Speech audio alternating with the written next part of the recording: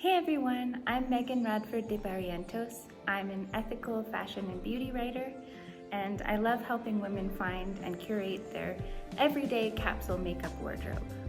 Today, I'm going to be doing my 2020 empties and favorites. A few of you over on Instagram said that this would be helpful to you, so I hope you enjoy. The first empty I have is the Lush Dream Cream. This one's not quite empty, but this is my third, I think, pot this year. I started using it last winter when my skin got a couple eczema patches, and it healed them up pretty much overnight, and since then I haven't been able to be without one of these little pots. I also love that you can take them into Lush and have them recycled.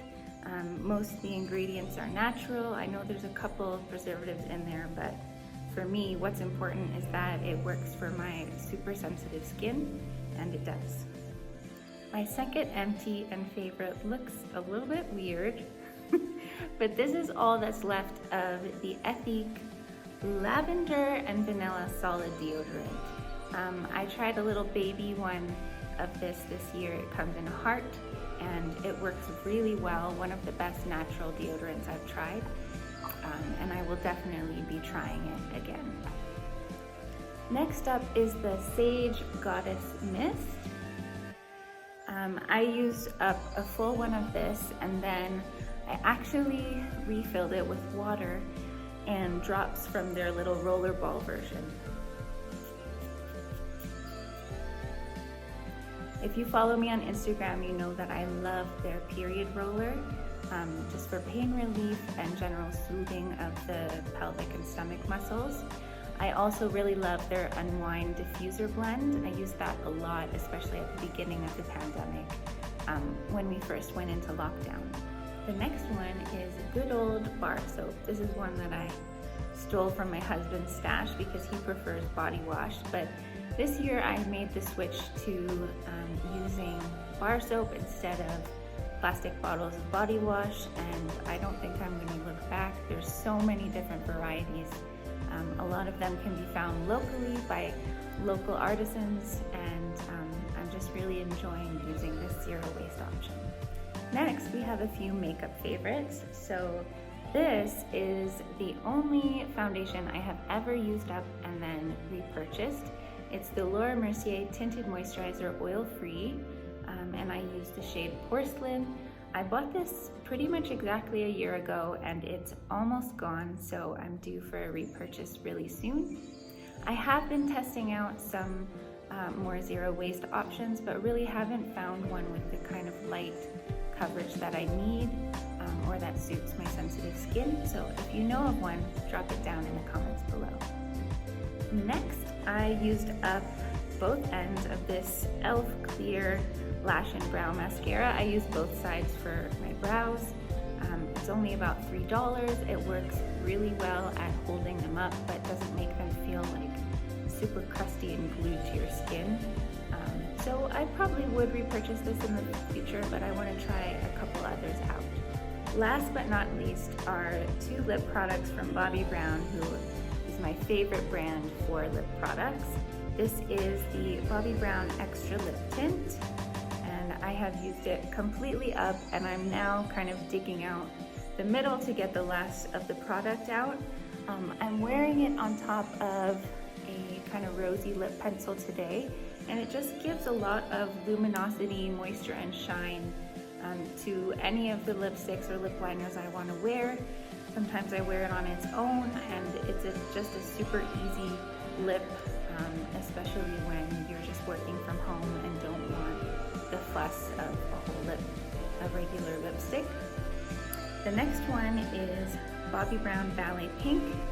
I bought this in, I think, April or May 2019, so it's lasted that long, and it has been my favorite lip pencil. It's a really close match to my lips, so it goes with pretty much any pink or nude lipstick that I want to wear, so this is definitely also going to be a repurchase when I use it up, which will be very soon.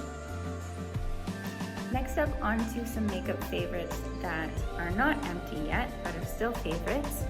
So the first is a pretty recent favorite. It's the Maybelline Superstay Ink Crayon. I have the shade Hustle in Heels, which is ironic because I haven't worn heels all year round. And it's a really pretty kind of soft red color, a little bit on the warm side. These are really awesome because, in my opinion, they're easier to put on than a liquid lipstick, but they stay just as well without being quite as drying. So when I wear it under my mask, it doesn't smudge, it doesn't come off, it stays in place. Usually stays in place even after eating, but I don't mind reapplying. So this is a great one if you are missing lipstick and having to wear a mask all the time. I would highly recommend these, and I'm hoping to get kind of a bright pink color very soon. Next up, for my birthday this year, I treated myself to the Hilary Duff and Nudestix kit. I had never tried any Nudestix products before, but they have definitely become a staple in my makeup bag, especially this one. This is the Nudies Matte in the shade Body Language, and the packaging is really beat up because I use it almost every single day.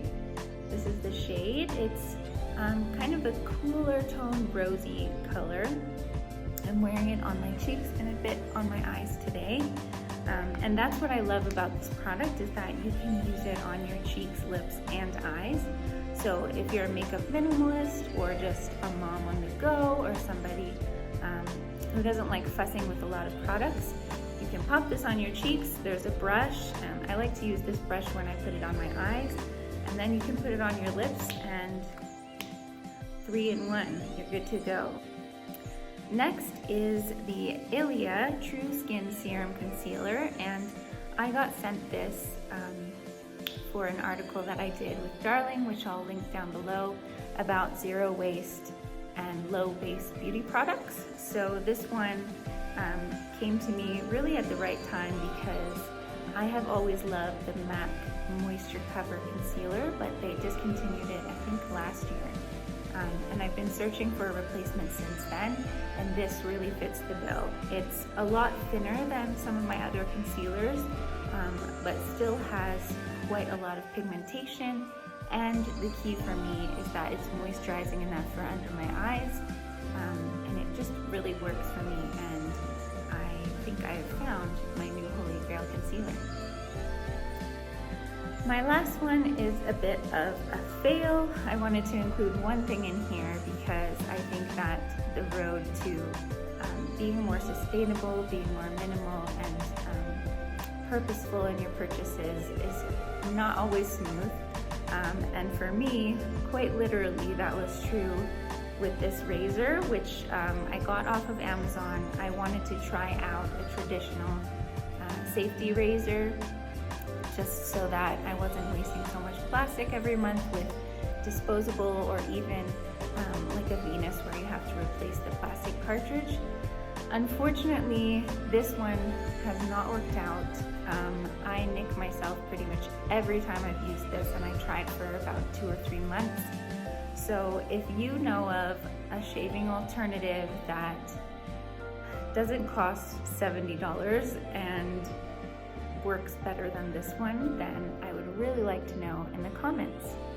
So that's it for me, guys. I hope that you guys enjoyed it. I hope you're staying safe. And if you wouldn't mind, leave me a comment letting me know what your favorites were for 2020. What brought you comfort? What spurred your creativity? And what did you just really enjoy?